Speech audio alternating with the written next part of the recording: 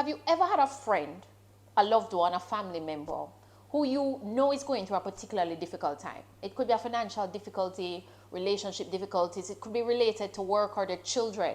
And you observe that, they're not coping well. They're kind of overwhelmed. The emotions are overwhelming.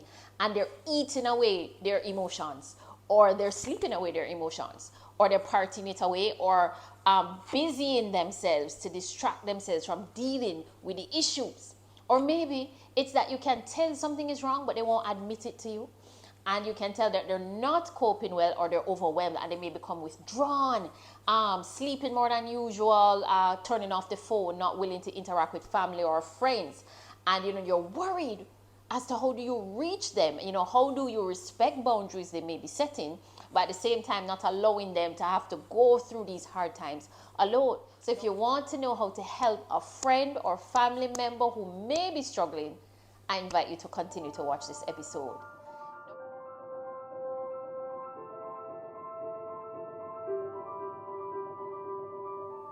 Welcome to another episode in the podcast series by Helping Crisis 246, where we provide information on what to do in a mental or emotional crisis and where to find help.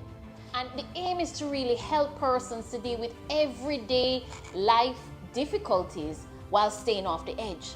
But we also provide information on third-party resources that you can resort to when you just can't help yourself. My name is Michelle Russell. I'm an attorney, social activist, and for the purpose of this podcast series, I also call myself a mental health advocate. So if you're curious as to why the attorney is interested in mental health, I invite you to watch episode 1. And while you're there, be sure to check out all the previous episodes, provided they have topics or information that appeal to you. Now, before we go any further, I want to extend my gratitude to some sponsors who have come on board to make more of these episodes possible, some of whom have asked to remain anonymous, but nevertheless, a big thank you from Helping Crisis 246. Now, recently it was in the news that Twitch boss, who was a DJ on Ellen DeGeneres, that he had taken his life. He committed suicide. And there has been a lot about it on social media, with a lot of people saying he looked happy all the time. His dance videos, and right before he passed, he had made an anniversary video with his wife. So it was very shocking that days later he would check into a hotel room and take his life. And I always say there's no one face to suicide. We often expect that suicide is supposed to look a certain way, where the person was depressed for a long time and the person was withdrawn, but that's not always the case. I had my own personal experience with a friend I lost this year to suicide, and weeks before it occurred, I'd reached out to him because he was constantly on my mind. And I could tell something wasn't right with him. And no matter how I pressed and prodded, he insisted he was fine. And I remember before we hung up, I said to him, I don't believe you, but I can't disprove it. And I want you to know that if you need me, I'm here. And he said, no, him swear blind, him good, him don't need me, whatever. And a few weeks later, he was gone. And so we are often confronted with how to help a friend who is struggling, especially to keep them off the edge. And I'm hoping you find some useful suggestions in today's episode. What exactly is a mental or emotional crisis? Okay, great. So let's take our conversation back a bit on what is a mental health challenge. Okay. And a mental health challenge is something that all of us go through. We don't have to have a diagnosed or undiagnosed mental illness to have a mental health challenge. All of us can experience it. But what I would say, the breaking point between a mental health crisis event and a non-crisis event is measured by its impact, its overwhelming impact on our ability to function on a day-to-day basis. For example, not wanting to get out of bed could be something like a challenge that you can easily surmount. But when this becomes chronic to the point that you feel that you've lost control, and loss of control, by the way, is a major indicator that separates crisis from non-crisis event in mental health conversations. The fact that you feel that you're no longer in the driver's seat, you are in the passenger seat, or probably at the back of the back of the pickup truck and being taken anywhere. But your emotions and thoughts are in control of you rather than you being in control of those emotions. So that's my description of what loss of control is when we talk about crisis events. So you're essentially acting how you feel. Yeah, or yeah, whatever it is, as long I before, so feel it's and so impulsive. I do It becomes exactly, impulsive. rather than thinking through it. Is this a good idea? Should I really do it? It's I feel, so I do, and consider consequences later, if at all. That's it. Got That's you. it. And that's, I think that that's another, there's another critical feature then when you consider a crisis event. The fact that in a crisis event there is a state of urgency. See, so imagine that you're going through something and the stakes are really high. So this is not a challenge. This is something that is very difficult to surmount, and at the same time, no level of self-help or even your personal coping skills can avail you. So it really relies on that external intervention to provide support. So how do you consider seeking help during a crisis? And that becomes difficult because there's a kind of an irony when we say people are in crisis, why not go and seek out help? But oftentimes when you're in crisis, you feel so disabled. So telling people to go and find help when they're in a crisis mode is quite ironic, and it is not empathetic sufficiently to understand that those persons often survive better in a community of friends and close ones and colleagues that can look out for them, they can assess the situation and respond appropriately. But what happens when you reach out and your friend shuts down? They don't answer, they don't respond, they don't reach out. How do you know the difference? And I'm gonna play a clip for you. I don't know. People don't put themselves in your shoes. They see fit that, okay, you going through something, but I checking up on you, but you're not answering me. So it's like, I'm offended. And I find that unfair because people need to understand that even if somebody is going through something, let them go through it. They will reach out to you when they're ready to reach out. If you keep nagging someone like, hi, how are you doing? Hi, how are you doing? Hi, how are you doing? I tell you that I don't want to speak, I'm going through something, and you still want to start a conversation, it kind of plays on your mind, and it kind of also adds to the depression as well. I realize that because then it's so draining because you're already drained. So it's like, I'm drained just talking about this. I had a friend of mine that told me, oh, you're so distasteful, I'm trying to check in on you, and I'm like, listen to me, I shut down. If I don't want to have a conversation right now, as my friend, you should respect that because you know that I'm going through something. And people just tend to be really inconsiderate when it comes to how you feel, and that also plays in how people take on their mental energy.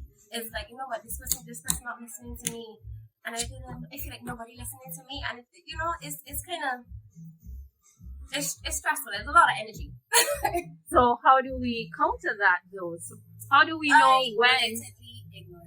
Yes, but how do we know when it's now dire and you are suffering in silence and your rejection is something we should push through? How do we know the difference? You can't know the difference, and that's why you don't blame people. So what I do, okay, maybe you would message me 2 days in a row and I haven't answered. At a point in time, I would then reach out and be like, hi, I know that I haven't been, present, message, I've seen your message. It's just that I'm going through a lot of things right now. But when it is that they try to carry on a conversation after that, no. No, like I just told you, I'm going through something. Like, just say, okay, check in with me, when you just give me something.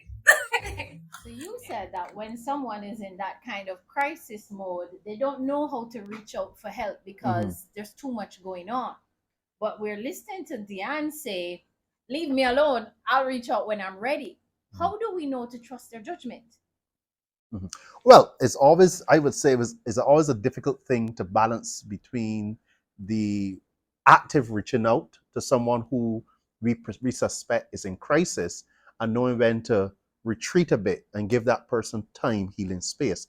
That line is very blurry. Now, one of the things I would say though is that for an individual who is going through something, I think first response should be that reaching out based on their reaction to you reaching out. As she said, if it is a bit hostile, a bit protective in terms of one's self space, then you take cues from that and you give a bit of time, but that doesn't suggest that you don't reach out again. One of the things I consider is not just how we reach out, but when we reach out. Sometimes you might reach out at a very bad time of their particular phase of going through that mental health crisis. And let's say it's in the evening where they're really overwhelmed and they don't even know how to respond appropriately. And then the next morning, and you don't see a response, or you see a response that's not one that you want, and you just say, hi, just checking in. Just hope that everything's okay. That's all you need to do. You don't have to go and pry any further, because sometimes that sense of presence that the individual has, that you are around, that is a community of trusted people. And let me just emphasize trust, because it's a missing device that we often forget that is important in terms of how a person going through a crisis responds to helper, is the level of trust. Because if I don't trust you, Michelle, naturally as an individual, and all of a sudden, now you don't talk to me regular, but all of a sudden you recognize that I'm a crisis and you're reaching out, then my response is going to be anything but acceptable to in your sight. But if I'm a trusted confidant, if I'm someone who keeps checking in even before and outside of the crisis, then that receipt it looks different from someone who you suspect really is just looking to pry into your business. But you know, she So that said notion of something trust. interesting. She Mm. said that her friend said she's distasteful. Mhm. And I want to touch on this because in my own struggles with depression, especially when I was younger, and sometimes I understand people are trying to help. And like she said, sometimes they're trying to help is stressing you out because Mhm. people believe snap out of it. Come, let's go for a drive. Mhm. Come, let's go to a party. But you're not in the mental space to absorb or enjoy any of this. And you're how you are processing your emotions require you to do the opposite of what they're asking you to do. And when you say no, you're somehow a villain and they now make it about them. You've hurt my feelings. Yeah. You always So turn me down. you've taken offense quite So quickly. now you are Yeah. already struggling with your crisis and you now have to carry their This own extra emotions. burden. How do we deal with that? How does someone who is in crisis navigate the feelings of their friends that care? Yeah. I think my advice is probably best targeted then to those who offer the help. Good. And I'll give you an example. So you have someone who, for good intentions, is reaching out to a friend, and the friend kind of reneges and say, "Oh, I don't want any help. I just don't need you in my space right now." And that helper friend is easily offended. Yes. Now, the advice here is that I think when we are planning to reach out to people, friends, colleagues in crisis, we have to understand that it takes empathy. That is why I keep saying professional help is different from just personal help. Yes, you have that community of friends, but remember, oftentimes these people don't have the professional skills that will come with the empathy and the capacity to deal with someone in crisis and to even handle things like rejection and offense. But what I would say for an individual who's reaching out and who's not a professional, like mental health expert, is to be gentle to yourself. And what that means is that recognize that when you reach out, that there could be easy rejection, and that the person rejecting you might not be in their true state of mind. And it's not personal. It's not personal. Don't take it personal. But I think we take it personal because we see it's like this kind of battle. Why is this person responding to us like this? But not recognizing at the same time, but they're responding to this because they're going through that mental health challenge, which has thwarted how they see you and how they see the situation in which you're providing help. Hello. Now, in episode 2, we did address how to know the difference between when to give somebody their space and when it's no longer a healthy situation and you should intervene. So you should watch episode 2 if you want to deal with that specifically. So thank you for watching today's episode. Feel free to rewind, fast forward, pause, press play, and of course, share with anyone you think might benefit from this information. I also like to remind you that the episode is not intended to replace medical or professional advice. So if you or someone you know might be struggling, especially with a mental illness, we still encourage you to reach out to a professional. If you know you are struggling right now and you're having difficulty dealing with it on your own, I invite you to consider contacting any of these helplines, hotline numbers, or support groups.